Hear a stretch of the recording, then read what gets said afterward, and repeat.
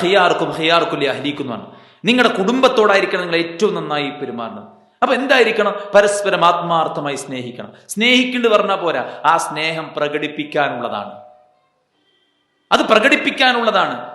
അത് പരസ്പരം അങ്ങോട്ടും ഇങ്ങോട്ടും വാക്കായി, പ്രവർത്തനങ്ങളായി, സഹായങ്ങളായി, സഹകരണങ്ങളായി, താങ്ങും തണലുമായി, പരസ്പരം രാവും പകലും പോലെ, അല്ലെ, പരസ്പരം വസ്ത്രം പോലെ.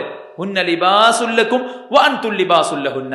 ശരിക്കും ഒരു വസ്ത്രം പോലെ പരസ്പരം ഇണങ്ങി ഇഴകി സ്നേഹത്തോടെ ജീവിക്കാനും അതോടൊപ്പം അങ്ങോട്ടും ഇങ്ങോട്ടുമുള്ള സ്ഥാനങ്ങൾ വകവെച്ചു കൊടുക്കാൻ പുരുഷന്മാരോട് പറഞ്ഞു, ഫത്തഖുല്ലാഹ ഫി നിസാഇക്കും. നിങ്ങളുടെ സ്ത്രീകളുടെ കാര്യത്തിൽ നിങ്ങൾ അള്ളാഹനെ സൂക്ഷിക്കണം.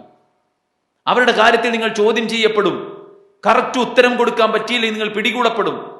അതുപോലെ സ്ത്രീകളോട് പറഞ്ഞു, നിങ്ങൾ നിങ്ങളുടെ ഭർത്താക്കന്മാരെ അനുസരിക്കണം.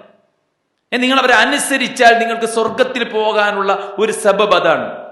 5 നേരം നിസ്കരിച്ച് നോമ്പ് നോറ്റ് ലൈംഗികാവയത്തെ കാത്തു സൂക്ഷിച്ച് ഭർത്താവിനെ അനുസരിച്ചാൽ സ്വർഗത്തിന്റെ ഏത് ഡോറിലൂടെയും പോകാം ഒരു പെണ്ണിന്. ഭർത്താവിന്റെ കീഴിൽ ഞാൻ അടിമയാണെന്നല്ല, ഭർത്താവിന്റെ കീഴിൽ നീ സുരക്ഷിതയാണ്. നിന്റെ ഗാർഡിയനാണ് അയാൾ. നിന്റെ ഉത്തരവാദിത്തം ഏറ്റെടുത്തയാളാണ് അയാൾ. രാവും പകലും നിന്നെയും മക്കളെയും പോറ്റാൻ വേണ്ടി പെടാപാടുപെടുന്നവനാണ് അയാൾ.